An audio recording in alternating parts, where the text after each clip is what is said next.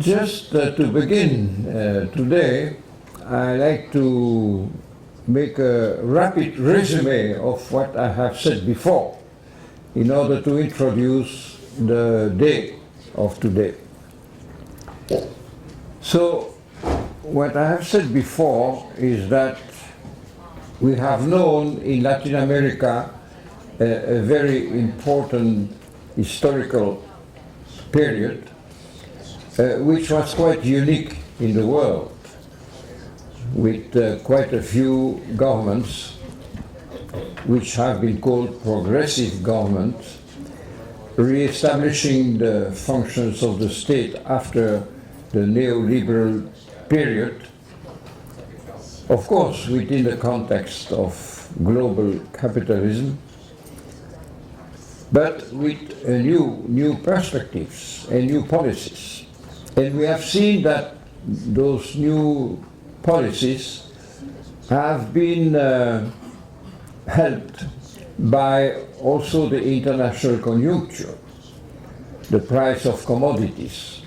And most of the countries of Latin America, of course, had important income from commodities. And so that was, of course, a positive, to a certain extent, a positive factor which helped the countries to develop some progressive policies. However, it had also a negative consequence, and that was to provoke what has been called a re-primarization of the economy of Latin America. That means more dependent from commodity prices, and to a certain extent, a relative at least, deindustrialization process. At the same time, we have seen that in Latin America we have known efforts for Latin American integration against the integration with the North. An initiative came especially from Hugo Chavez. But those efforts of integration, as I think Pedro told us, were finally more political than economic. And so the economic integration had difficulties to be accomplished. And I think that we will know more about that. And finally, we see, of course, that in this general framework, the effect of the international crisis on the new efforts made in Latin America, which meant also for the rest of the world a certain hope that it was possible to achieve very fundamental transformation. The effects of the crisis have been extremely important because, of course, they cut a good deal of the incomes of the countries having a progressive, perhaps sometimes between brackets, progressive policies. Of course, the price of commodities was not the only new income of those countries. There has been fiscal also policies which had some success in order to make the rich pay more taxes and to have some revenues from other sources than the commodities. But the commodities were, of course, a very important factor. So that is what we have seen as a whole. Now, I like to, before entering in the topic of today, which was more the agrarian question, I like to make 3 points that I could not develop yesterday. The first one is, what about the state, the new states? Of course, it is difficult to make generalization, because it is quite different from one country to another. The state in Venezuela or the state in Brazil or in Ecuador, etc., are of course different. But there are some general trends. One of the interesting factors has been the fact that a transformation, or a try to transform society, began not with armed struggle, but with changes of constitution.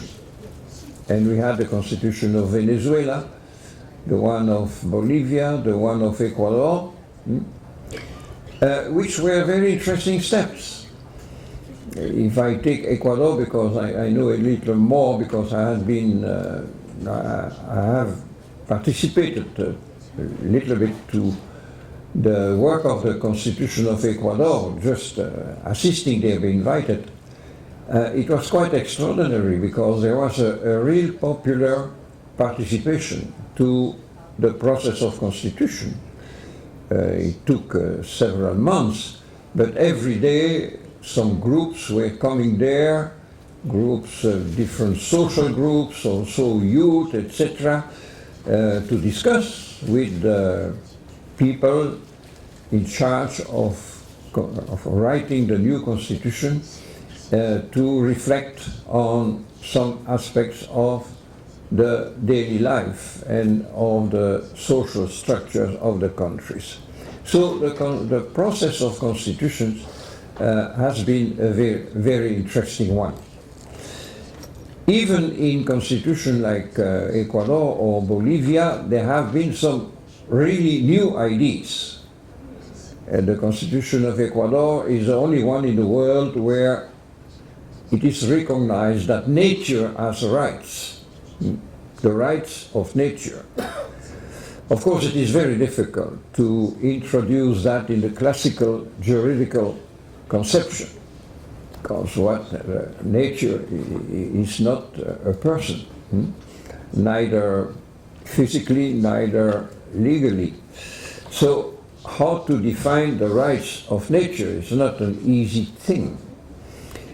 But that has been put into the constitution. Also in both constitution of Ecuador and Bolivia, you have the concept of pluriculturality and plurinationality. On another way than the classical federal states, having of course the recognition of different individual states like in the United States of America, or like in Switzerland, etc. There is a new approach with the existence of indigenous people. So the work of the Constitution has been quite original work which was done. However, the way that the state has been organized, in fact, sometimes does not represent really the spirit of the Constitution. A friend of mine in Bolivia told me all the laws in Bolivia are anti-constitutional. Well, of course it is exaggerated, but anyway, it means that, yes, it is wonderful to elaborate a constitution, but when you have to bring about the laws, to apply the constitution, it is a more difficult exercise. And the third level of applying the laws is also a difficult exercise, because we know in the Latin countries, it is quite typical of the Latin countries, but not only, but especially, we have a tendency of exaggerating the law process, and thinking that once that a law has been established, everything is okay. Now the application is just a detail, that is applied or not, applicable or not, seems to be a detail, once that you have made a beautiful law. So this exaggeration of the legal aspects sometimes, of course, is fighting against reality. So, when we think about the state, the way that the state has been organized in the progressive countries of Latin America, we see two trends. One is the trend of the French Revolution, and more what has been called a Jacobin state. That means the radical Jacobins during the French Revolution were, of course, in favor of a very centralized state, and a state trying to abolish the differences of languages, difference of ethnic groups, difference of social classes, etc., so to make citizens.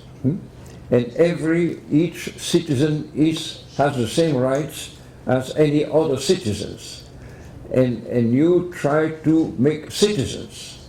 It's interesting to see that in Ecuador, the political movement is the name of the revolution is Citizens' Revolution, to make citizens. But in the great tradition since the French Revolution, which has been, of course, a tradition in Latin America, the idea of citizenship is also the idea of abolishing the difference in order to have everyone as a citizen.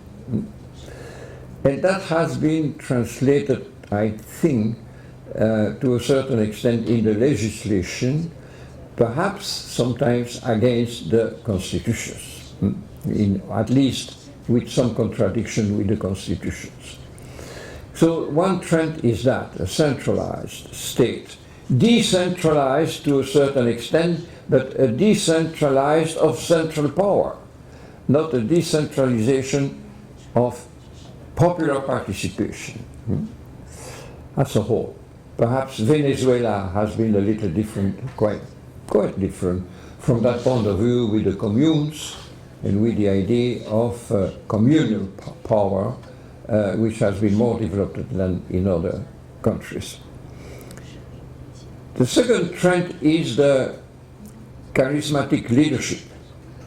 And this is, of course, something which is not only Latin American, we find that all over the world, but of course the tradition of the caudillos of Latin America, caudillos not necessarily in a negative meaning, but the importance of a charismatic leader has been, of course, a characteristic of practically all the countries, progressive countries of Latin America, with advantages and disadvantages. Advantages, of course, there is a certain continuity of power, but disadvantage, the desire to continue to be in power. And practically in all the countries, except perhaps in Brazil, there has been the try to change the constitutions in order to perpetuate the political power of the charismatic leaders. Of course, it is true that to transform a society, if you like to transform fundamentally a society, you need time. You cannot do it at once, and we see that very clearly, for example, in Venezuela, where the difficulty, of course, was greater perhaps than in other countries because of the petroleum rent. But anyway, so you need time, but the trend and the temptation, I would say, is just to think that it is only one leader who is able to establish the continuity. And so we have known those attempts to change the constitution. Most of the time, or at least in the two main examples, Venezuela and Bolivia, the people did not accept that and rejected the possibility. In Ecuador, it was not submitted to people's will. It was done as a change, an amendment to the constitution. But as a matter of fact, generally, the peoples are not in favor of that kind of continuity. So those two characteristics, I think, of the political field have to be taken into account. Now, because of the fact that the social movements have had a very important role in the political transformation, practically in all the countries of Latin America. Also the World Social Forum, especially in Brazil, because most of the World Social Forum happened in Brazil since 2001, have had also a certain impact on the political transformation. I remember, of course, that most of the social forum, and that was, of course, something which was discussed, the presence of the new leaders, political leaders, was practically always established. I remember in Belém in 2008, if I well remember, all the leaders, the new leaders of Latin America, came there to visit the forum. It was discussed because the forum of social movements and not of political movements. But that is another matter. I don't want to enter in this discussion. So the World Forum in Latin America have had a certain impact also on the political transformation. But then the problem has been that the social movements, I think especially, for example, the example of Nicaragua that I have lived from very near during several years, the social movement have been decapitated because many of the leaders were absorbed by the political party, by the new political systems. And of course, the new political organization needed also people coming from the social movements to establish the political organization of the country. But the result has been, in some places at least, to cut the head of the social movements and to weaken the social movements. And the danger has been also, not only a danger, but a reality, to instrumentalize the social movements for the political game, political aims, especially electoral. And that has been perhaps one of the weaknesses of that we have known in different ways, but in all the progressive countries. So the problem of social movements being at the base of a political transformation, the political transformation has had as a consequence a certain weakness of the social movements and also absorbing a good part of their leadership and trying to instrumentalize the social movements for electoral purposes. That was a weakness because the functions of social movement is different than the function of political movement. Of course, a political movement needs to have an electoral logic because every 4 years they have to be re-elected. And so, of course, there is a lot of energy which is put for re-election. But the temptation is to use the social movement for that purpose. And the social movement have another logic. The logic of the social movement should be at least on the middle range and long range perspective. And when you instrumentalize the social movement for electoral purposes, then you lose the long-term perspective. And you force the social movement to be part of the electoral process and of a short time perspective, losing the long-term perspective. And the normal tension which should exist between the social movements and the political movements is lost. And there has been also, I think, for example, in Ecuador and Bolivia, when the social movement resisted to a certain type of instrumentalization, then the power, the political power, is creating new social movements. And that is a division of the basis, of the popular basis. The new social movements, which are created by the top and not coming from the basis, have generally a weak social basis, a weak social basis. And I've seen that, for example, here we have, I think, a picture, yes, a picture of the two manifestations of the year 2015 in Quito.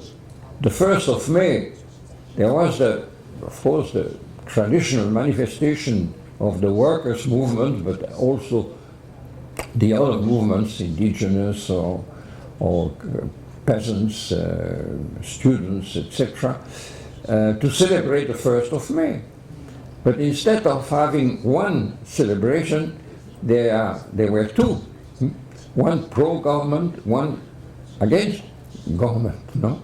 So that was a real fundamental division. And the danger is precisely for the political power to have the illusion of having a real popular base, which is not always the case. I myself, I made some research. I went to the two manifestations, and what I discovered is that for the government manifestation, the people had come from all parts of the countries, but the buses were furnished by the government. And they had a free lunch there on the place. I saw the distribution of lunches for the people. So those are methods which are doubtful to have and to establish a real popular base. Of course, things are more complex. It is not only just black and white. But anyway, those are trends, and I think we have to reflect about that and to try to see what is precisely the different functions, what are the different functions of social movements and of political movements in order to have a positive tension. Positive tension. The social movements trying to remember what are the fundamental goals.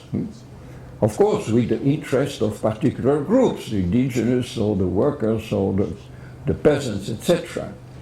The political movements, of course, have to accomplish a very immediate task also. I remember last year, Samir Amin and myself, we were received by the president of Vietnam, and we discussed about the orientation of Vietnam from the point of view, economic and political point of view. And we discussed about fundamental issues. And the president was always saying, yes, okay, I agree, but what should I do tomorrow? And that is, of course, the problem of the political power, what to do tomorrow. So there is a tension there between the two orientations.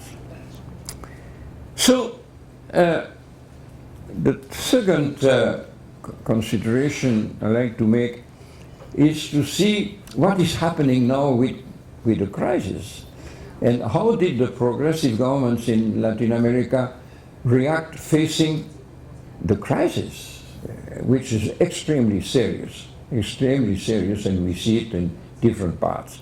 Well, first of all, there has been a return of the right. The right wing inside, helped of course by the imperial force, has tried to profit of the crisis to come back to the political power. to political power.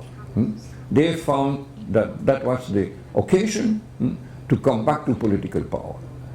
And we have seen that in Argentina, in Brazil, and to a certain extent in Venezuela. But this is also happening in some other places. So, sure, there is the offensive of the right to try with any kind of means, claiming, of course, to be democratic, and advocating values that they never respect, except to use that as a propaganda, and they try to recuperate the political power. But at the same time, it is spoken very much in the progressive countries of Latin America, and especially I heard that very much in the Sao Paulo Forum a month ago in San Salvador. There is a meeting of the leftist countries of Latin America. About 100 different political parties were together. And they spoke very much about the conservative restoration. And of course, yes, there is a conservative restoration. But the conservative restoration began in the progressive governments. We have seen,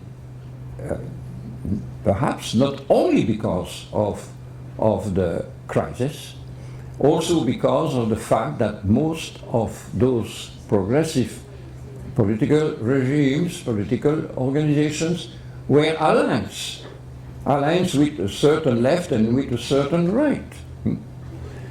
So there was a conflict of power within the progressive governments. And the tendency, especially with the crisis, has been more power of the right wings of the progressive governments. So the conservative restoration began inside. Now, I will try to see if it was possible to do otherwise or not. That is another matter.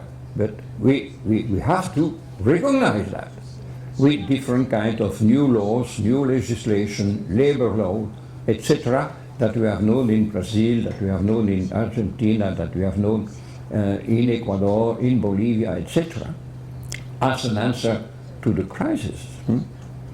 So, for example, in Brazil, I told yesterday, Dilma was very clearly a return to more market-friendly policies as a response to the crisis, saying, she said very clearly, because the model is exhausted. I see that in the papers there is the word collapse was indicated. I think it is an error of translation from the people who translated my paper. It is not here, it was in another place, but anyway.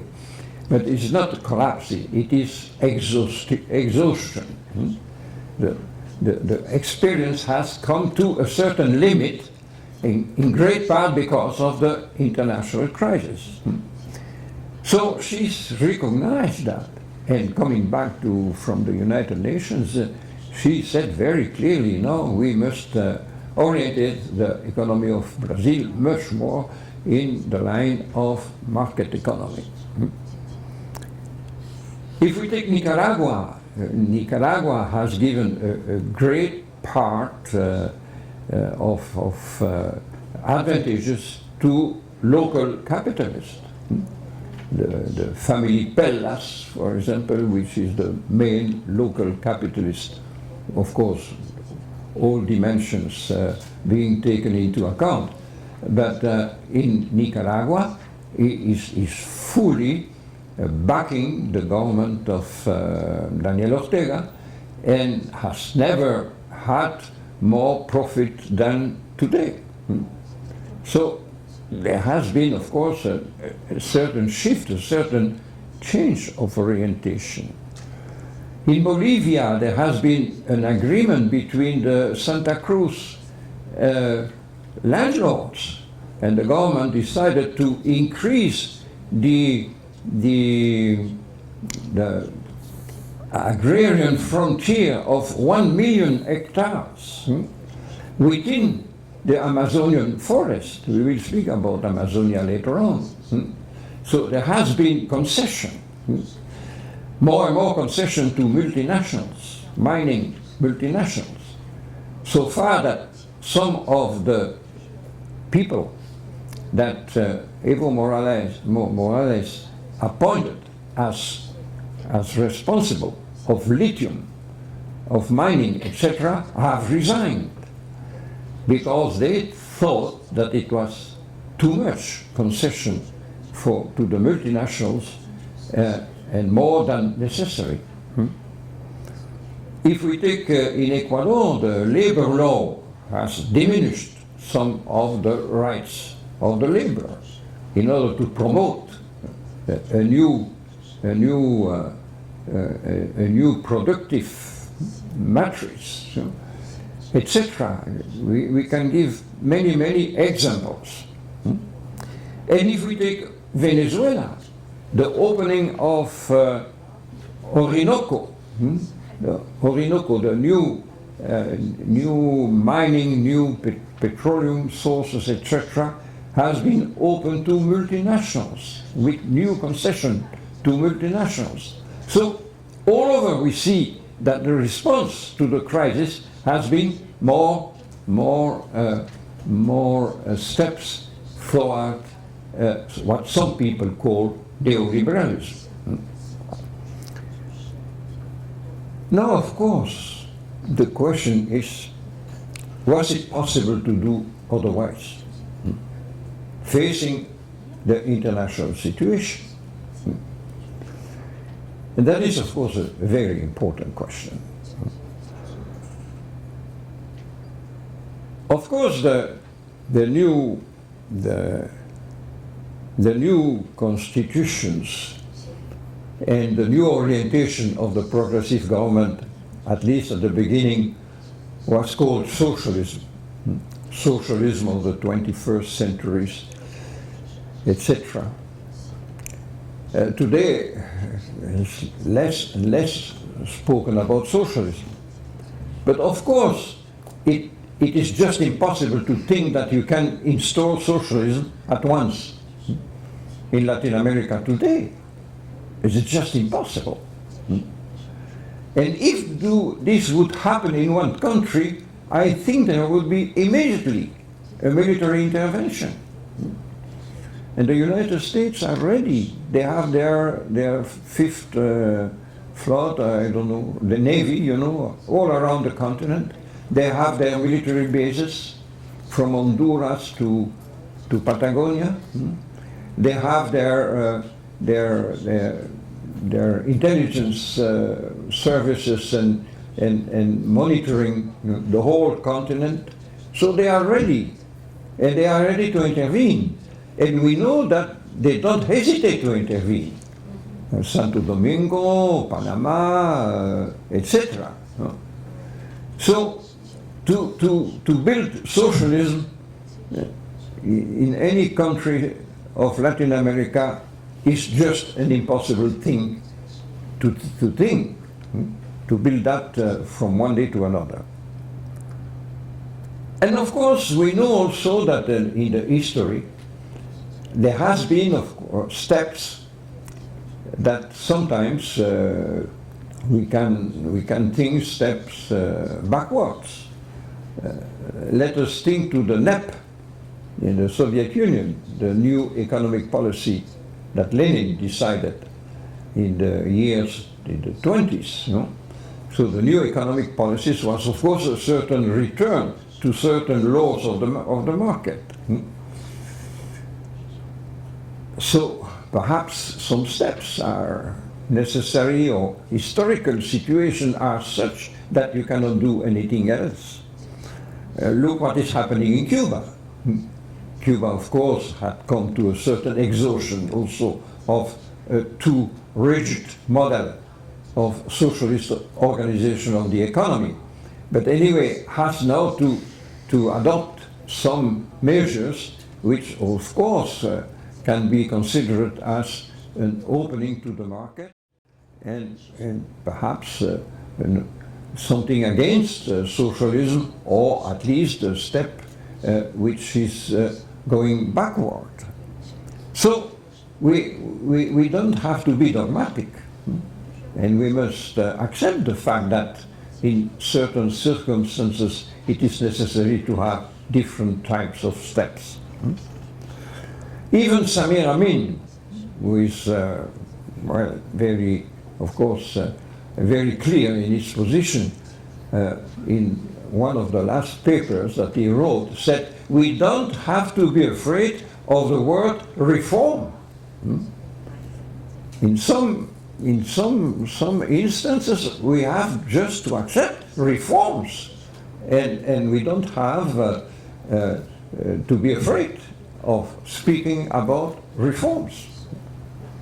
So, what about the question, was it possible to do otherwise? First of all, facing the strength of monopoly capitalism. It is quite extraordinary when you see in the practice, in the facts, how multinationals are acting. I've seen some reports, not only of Latin America, of the Philippines, for example, for the mining. The multinationals are ready to sign anything, any kind of agreement. But after signing agreements with governments, with local governments, they just don't matter. They just don't respect any kind of local legislation if it is against their interest. And that is, I've seen that also in Ecuador, not only with multinationals, but also with national enterprise. They just don't respect the law. They don't respect the law, neither the labor law, neither the environmental law. So you can have beautiful laws, but it's not respected. So the strength of the monopoly capitalism is such that they can impose their own interest to individual countries. And that's why, of course, integration is so important. So first of all, we have the strength of the system. And the system, as we know, has its own institutions, legal, like the World Bank. Ultimately, Ecuador has been obliged to pay almost $1,000 million to an American to an American firm because of a legal process and a decision of the Tribunal of the World Bank obliging Ecuador to pay that just at the moment that Ecuador was in a very difficult situation, and also just a little before the earthquake. So really a scandalous situation. Also Chevron, who has Chevron, which has destroyed a great deal of a region in the northern part of Ecuador, where petroleum is still there 30 years after the end of the operation of Texaco, which became Chevron after that.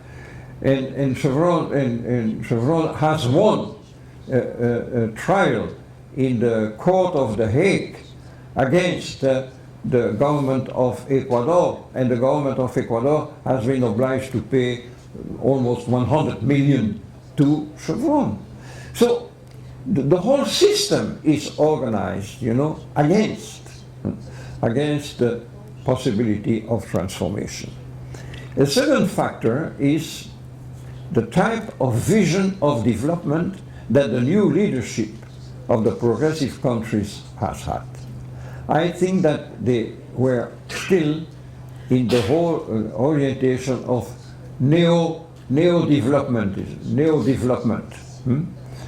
without taking into consideration the new elements that we are obliged to take into consideration, like the environmental elements, the cultural elements, etc. Still, the orientation is modernization of society. In Ecuador, it's very clear. Rafael Correa says that what we are doing now is to create modern capitalism. It is very clear and very sincere. Modern capitalism. And what is modern capitalism? It is capitalism which accepts the struggle against poverty, and we know why. It is a capitalism which accepts that it's better to have formal labor than informal. It is a capitalism which accepts social security for the workers. It is a capitalism which accepts to pay taxes at the condition that the government is assuring a certain stability of the country. That is modern capitalism, but it is capitalism. So the contradiction, the normal contradiction of capitalism are reproduced. Concentration, forgetting of the externalities, like I will give some examples about the agrarian situation. So the idea is to modernize society, but with concept of modernization which is, like Echeverria was writing, because he died now, lately, Echeverria was saying, a capitalism, a modernity absorbed by the capitalist logic. And the mentality, the way that the leaders are seeing the progress and modernization is linked with that kind of conception, like the one of the socialist countries that we have known before. And finally, there is a lack of reference, especially after the fall of the Berlin Wall. What is socialism? Do we have any experience of socialism which have been really an achievement?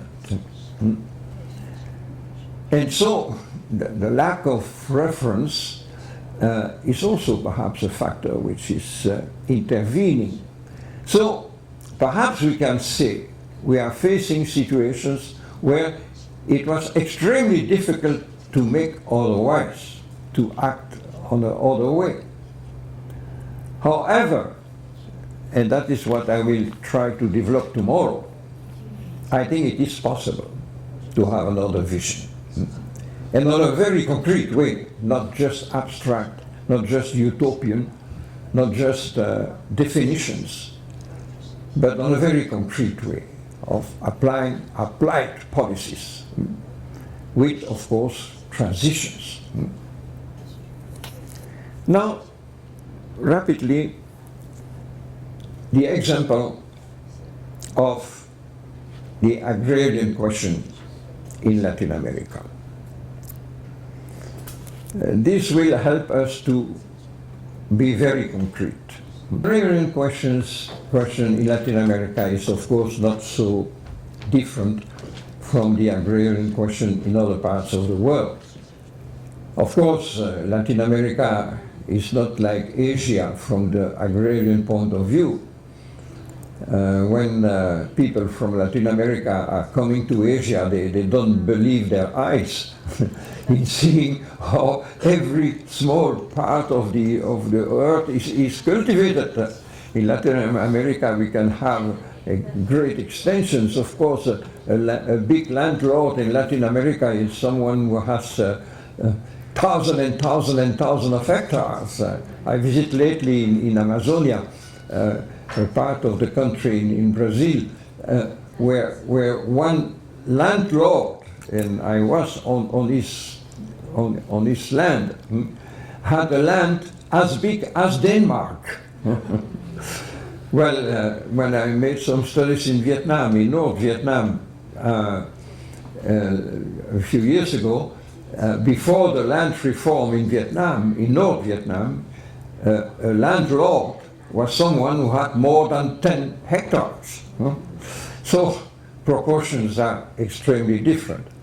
But anyway, what we have in Latin America is, of course, the two types, yes, of agriculture. I will not enter the details because, of course, you know that we have from one part, the monoculture. The monoculture, especially for export. Here we have a picture taken in Brazil, which is an image of what is modernity in agriculture, those tractors together, and with all the effects that we know of monoculture, the fact of destroying the biodiversity, the fact of absorbing water, of contamination of soil, of water, etc. Really a very, very strong environmental destruction. But at the same time, of course, an extremely great gain of productivity. It's true, the monoculture is 100 times, sometimes 500 times, sometimes 1,000 times more productive than the peasant agriculture. And as a matter of fact, as a reality, and Rafael Correa is right when he's saying in Ecuador the peasant agriculture is a productive disaster. So you have from one side the monoculture, which is highly productive, and from the other side a peasant agriculture which is very poorly productive. But of course we have to ask ourselves why. A recent study of joint venture between the FAO and the World Bank came to the conclusion that on the long term, peasant agriculture is more productive than monoculture, because monoculture is more destructive of environment and use, of course, very massively the chemical products, etc. So when we try to see I take one example, of course, in Ecuador, I spoke already about the production of broccolis.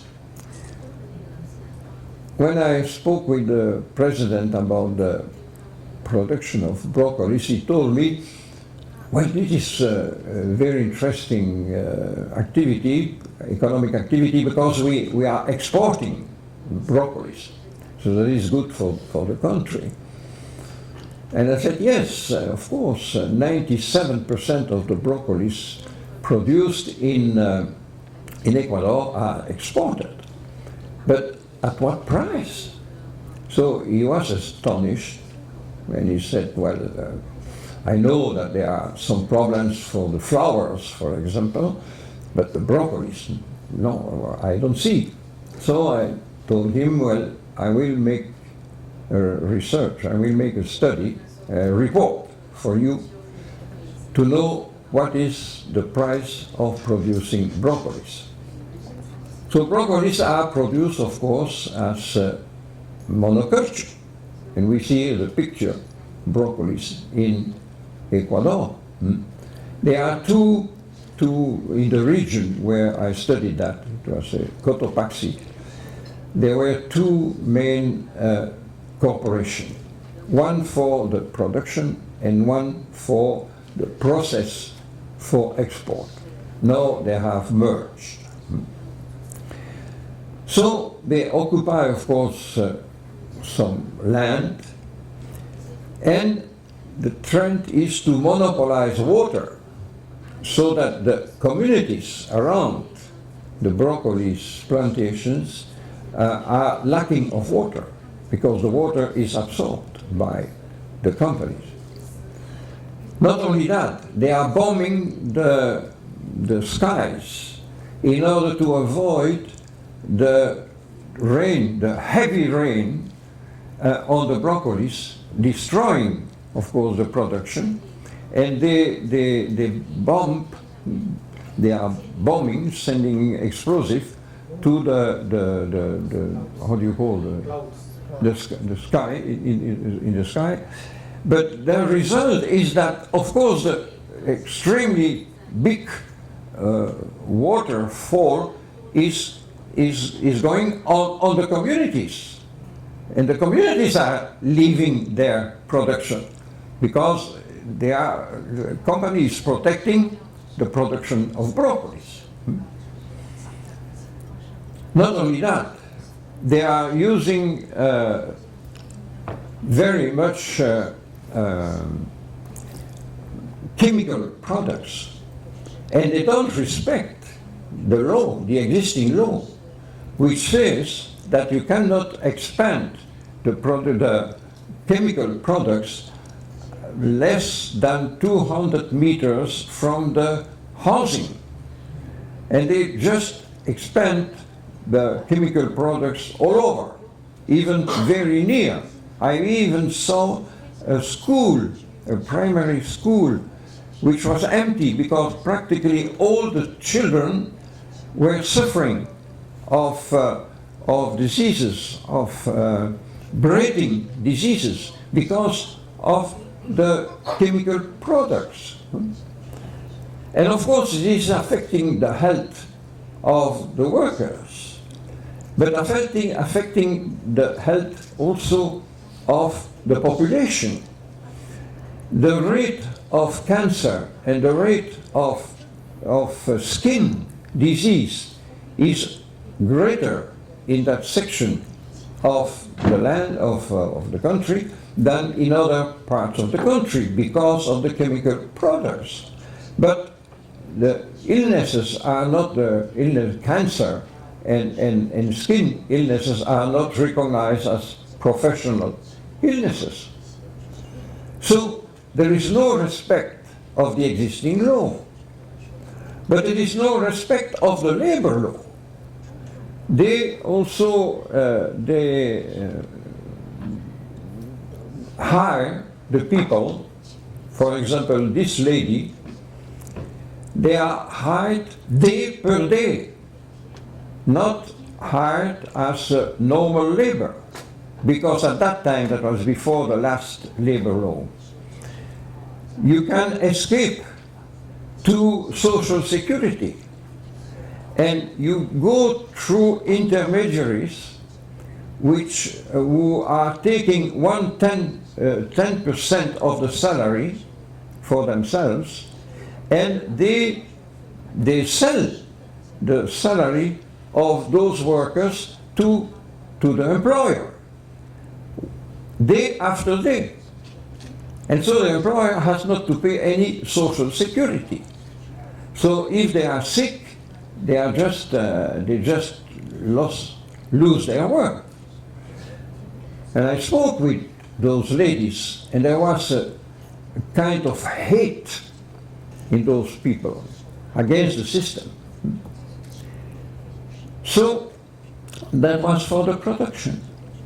For the process, the factory making the process to process the broccolis to be sent to America, to Europe, to Japan, it was different, and to Israel. There were different types of process because the demand was different. The factory is working 24 hours on 24 in 3 teams. Regularly, the workers are obliged, or were obliged, I don't know if it's still the case, were obliged to work 2 terms. So not only 8 hours, but 16 hours. Most of the time, extra hours were not paid.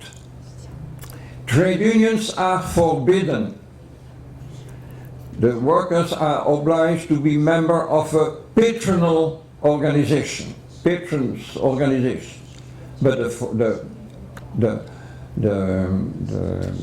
trade unions are forbidden. Of course, all this is against the law. The law may be very good, but they don't respect the law. Now those two companies have their capital, one in Panama and the other one in the Dutch, the Dutch islands in the Caribbean, in fiscal paradise. So, what is the meaning of that? I wanted to put as a title of my report to the President, I sent it also to the Vice President, but I did not do it because I did not want to be provocative. But I wrote inside the report how to build socialism of the 21st century with capitalism of the 19th century. Because that is a fact. Now, I sent a report to the Vice President, and he wrote to me to thank me for the report. And 6 months after, the Vice President visited those enterprises. And he came out with a video, an official video of the government, saying, this is the model of the new productive matrix. So, is that not a return to a conservative, at least economic policy? I could give some other examples of other production, agriculture, but also of mining. So it is not to say, it is not to blame the people, it's not a moral issue. I'm quite sure that most of the people, especially in the government, are of goodwill and wants really the good of the people. But those are facts. And then, of course, we have to try to see what can we do? How can we better the situation? But not just to accept this as a normal situation. So, when we speak about a conservative restoration, I think that the crisis has accelerated this movement all over. So, now, when we see the example of agrarian situation, the production of monoculture has been also promoted lately, not so much in Ecuador, it's much more in Brazil and in some other countries, to promote new sources of energy. Pedro spoke about that the day before yesterday. Agro-energy. I have published a book on agro-energy. It has been published in Chinese by the Academy of Science of Peking, to show that the so-called green energy, as a matter of fact, to be produced, is destroying so fundamentally environment, but also social destruction, that it is really a hypocritical position to say that is green energy. But the green energy is precisely promoting the monoculture, and monoculture of export. In Ecuador, we have a certain expansion now of the African palm. Very much more, of course, in Colombia. Colombia with the help of paramilitary. So there is one trend, it is the monoculture, and the monoculture especially for export as a commodity. The other trend is the peasant agriculture. And peasant agriculture in all the countries of Latin America, but also we have studied that in Asia with a seminar in Peking about 6 years ago, is marginalized. And of course it is not productive. But it is marginalized, and it is not productive because it is marginalized. Because they have no easy access to land. They have no access to the better land. They have no difficult access to water. They have difficult access to credit. they have difficult access to commercialization, etc. And so all the social condition and economic condition and political condition of peasant agriculture are such that, of course, it is not productive. But we can change that. And there are many experiences in the whole world, and in Latin America, and in Ecuador in particular, to show that it is possible to transform that. Pedro spoke also about one very interesting initiative he took about the obligation for supermarkets to bring about production of the small peasants. This is one example of what can be done to help precisely the peasant agriculture to produce and to produce on a better way. But when we see the laws in a country like Ecuador, the law of land, for example, and the law of water, well, those laws are a mixture of very positive things and very negative things, and real contradictions. I will not enter into details. But we cannot say that there are laws against the peasant agriculture, or only favoring the monoculture. Yes, the main defect is just to put the two on the same level, when in fact there are contradictions. And when you put the two on the same level, of course, the relation of power between the sector, monoculture sector, in a country like Ecuador is of course extremely different as the one of the small peasant agriculture. So the economic power, the social power, and the political power of the monoculture sector is of course much bigger. And if the law is thinking to put them on the same level, well, that is just a contradiction with the reality. So when I studied the law to explain it to some of the social movements, I said you don't have to say that those laws are against small agriculture. But what we can say is that those laws are coming in such a context, a social, economic and political context, that they just will not be applied. They will not be applied. They will remain a law, a written document. But the application will not happen, because the relation of forces in society is such that, of course, the strength of the monoculture sector is so great that they can impose their own law, their own interest against perhaps the existing law. So I said, I'm afraid that such a law, like the one on land and territories, will be presented, we will be able to present it to a Nobel Prize, but a Nobel Prize of literature, because it will not be applied. So we have to try, I think, to see the facts, the reality. How can, what are the real facts? And how can we act? And for example, on the present agriculture in a country like Ecuador, I think that there exists basis. So among the, of course, the practice of people, among also some of the organisms of the government, of the Ministry of Agriculture. Of course, most of the Ministry of Agriculture is at the service of the monoculture system.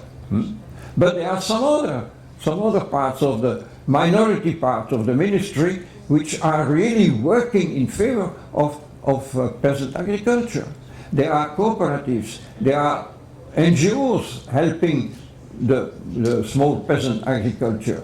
There are social movements interested, etc. So there exists a base for the development of peasant agriculture. And I see that as one of the possible transitions to another model. So there exists basis to act. And I think that this is when we speak about that tomorrow, which are the steps which are possible to a real fundamental transformation. So that is what I wanted to say about agriculture. And I finished with some vision of Amazonia in Latin America. Amazonia is really a very fundamental issue. 9 countries have a part of Amazonia. And Amazonia has a lot, of course, of richness from the biological point of view, from many other points of view, from the social, cultural point of view. There are 30 million people living in Amazonia. About 3 to 4 million people are the original population, Indian population. And we see that the different countries which have a part of Amazonia, from Bolivia, Ecuador, Peru, Venezuela, Colombia, Brazil, of course, and also France, because France is still a part of the territory there, and Guyana. And so Amazonia is a common richness with very fundamental functions for South America. Amazonia is regulating the whole climate of South America. And the transformation of Amazonia will completely change the climate equilibrium of South America. But Amazonia is also a permanent for the rest of the world, as we know. However, each country in Latin America is using Amazonia for its own interest and has good reasons, between brackets, to use parts of the territory of Amazonia. On such a way that last year the FAO declared, if the things are going like that in the future, from now on to in 40 years, there is no more Amazonia, no more forest, just a savanna with some bosque, some trees, but no more forest. So it is a very, very serious matter, the destruction, the fundamental destruction, systematic destruction of Amazonia. It is so big that in some, you see, we see here the different countries which have a part of Amazonia, from Peru from Bolivia to Peru and Venezuela, and of course 67% is Brazil. So the destruction is such that only in the year 2013, 2 years ago, only in Brazil, the deforestation and destruction of Amazonia was in 1 year 21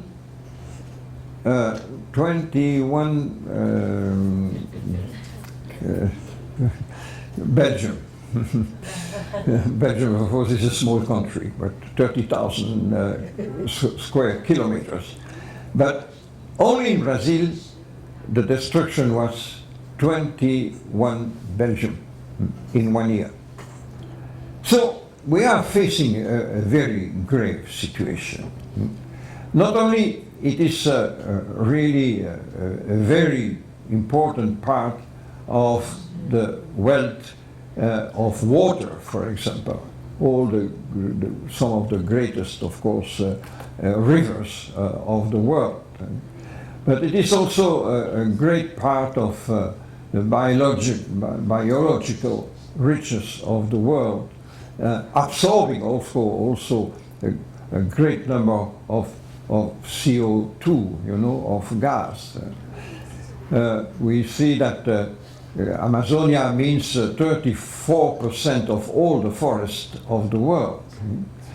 It is also a place of the famous black land, extremely rich in different types of minerals. It is, of course, a biological, you see, very important place. 1/3 of the biology of the world is in Amazonia. We have all kinds of animals, all kinds of different kinds of animals, etc. But I will not enter, of course, in all the details. However, facing this, yes, we have also in Amazonia still a great number of isolated people who refuse to be contacted. You see all the, here in the map, all the, excuse me, in the map here, all the peoples, the original people, Indian peoples, who are not contacted, who refuse the contact with the rest of the world and try to keep their own civilization. But the process of destruction of Amazonia is really very, very important. There is a deforestation. Here you have all the zones in colors of deforestation in Amazonia. But there is also a deforestation because precisely of monoculture, of soja, for example, in Brazil, of palms, etc. You have the exploitation of petroleum, and that is on the western part of Amazonia, or what you see in color, without the petroleum exploitation. You have also the mining in Amazonia that is more in the east and in the center. Yesterday I spoke about the famous mine valley in Amazonia in Brazil. You see how the landscape has been transformed by open air mining. You have also the hydroelectric plants, especially in Brazil, because Brazil has no mountains.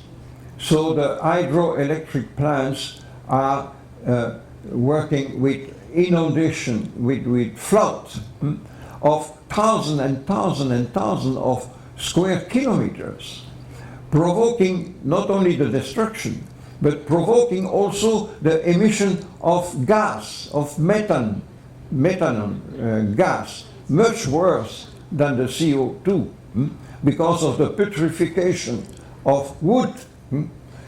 And so the hydroelectric plants producing so-called clean energy are, especially in the center part of and southern part of Amazonia, destroying entire regions and of course expelling the people from their territories.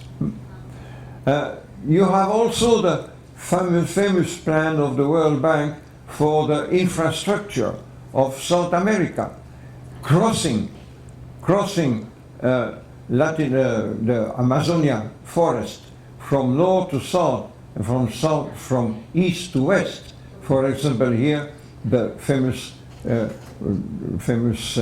links between Manaus and Manta, Manaus in Brazil, Manta in Ecuador, for the export of goods from Brazil to Asia, etc. So all those together, the burning, accidental or a voluntary burning of the forest, all this is really having a tremendous effect on the destruction of the Amazonian forest. And this is really a very important factor, because you know that in Indonesia and Malaysia have already destroyed more than 80% of their original forest. And there were three main places in the world: Amazonia, Indonesia and Malaysia, and Central Africa, Congo. And the process is going on.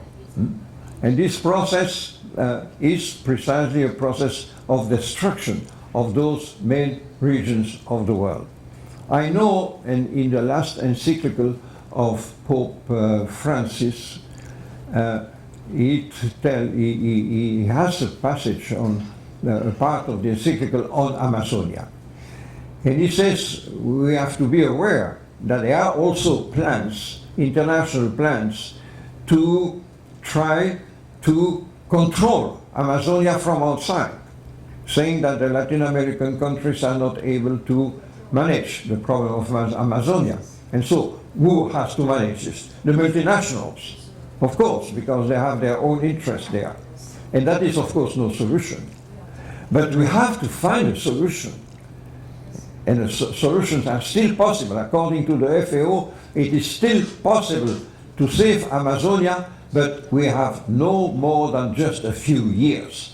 After that, it will be totally irreversible. And we don't know all the consequences this can have. So it is really a collective responsibility of the Latin American countries. We organized, I had during last year, in Quito, a chair on Amazonia, and we studied all the different aspects. And we had people coming from Brazil, from Colombia, from Peru, etc., who had studied the problem of Amazonia. And of course, the conclusion was very obvious. Something has to be done. And no individual country is able to do it. So it has to happen at the level of integration of Latin America. And so we had the contact with UNASUR.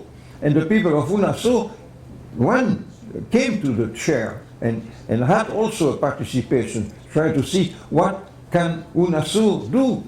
But UNASUR is very weak as an institution. In 13 years, they did not have the possibility to institute the Commission on Environment, which is supposed to take into hand the problem of Amazonia. So there is a problem of course, of urgent, very urgent problem of integration in order to have to try to counter the internal interest and the international interest destroying the forest systematically without, of course, without possibility of result. So there are solutions. We have to, of course, to be very concrete about what are the solutions, but it is really a matter of urgency.